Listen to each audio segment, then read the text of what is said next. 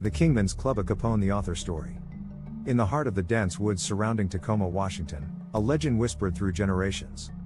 A tale of a dog demon that prowled the shadows, its presence striking fear into the hearts of those who dared to enter its realm.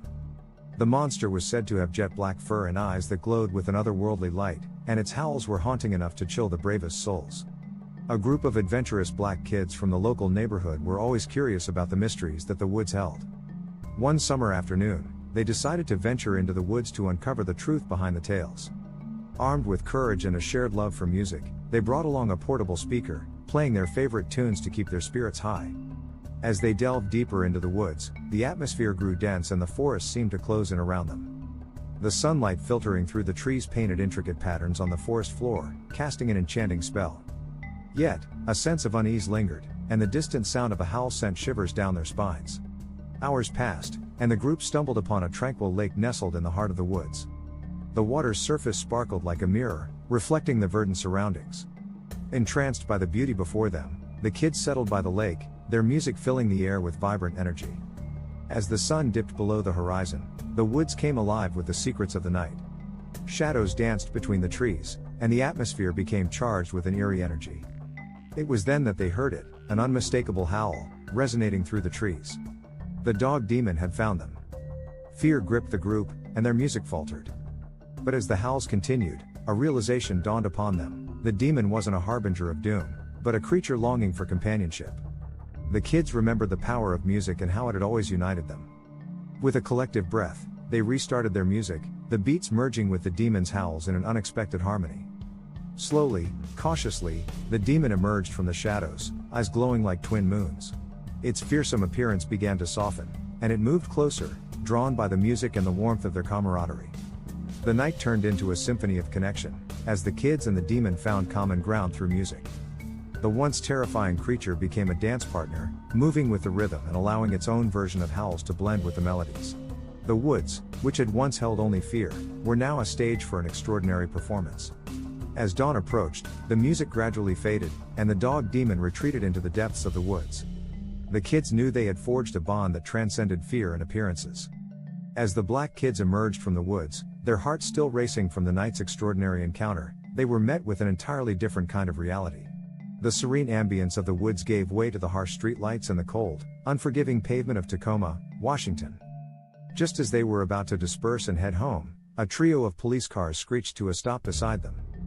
Their peaceful escape from the woods turned into an unforeseen confrontation with the authorities. The corrupt cops, notorious for their abuse of power, stepped out of their vehicles, eyes gleaming with a malevolent intent. The kids exchanged uneasy glances, their excitement now replaced by apprehension.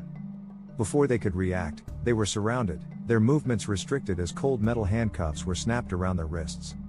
The officers subjected them to a barrage of questions, their tone accusatory and hostile.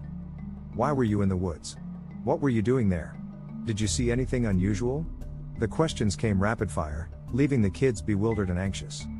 They tried to explain their innocent adventure, and how they had connected with the dog demon through music, but their words fell on deaf ears.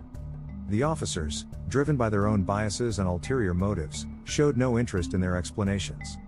Instead, they used excessive force to restrain the kids, pushing them against their patrol cars and threatening them with unwarranted charges. The kids' pleas for fairness and understanding only seemed to intensify the officers' aggression.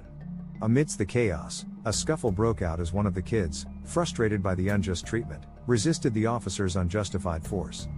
In the blink of an eye, the situation escalated beyond control. The corrupt cops responded with brutal violence, beating down not just the one who resisted, but others as well. The night that had begun with music and friendship now descended into chaos and tragedy.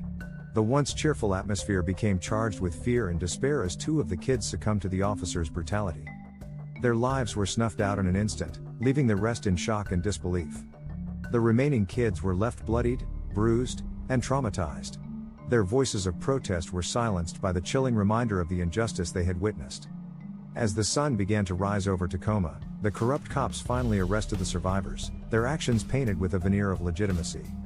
The incident cast a dark shadow over the woods that had once been a place of magic and connection. The tale of the dog demon's friendship through music was now intertwined with the grim reality of systemic oppression and violence.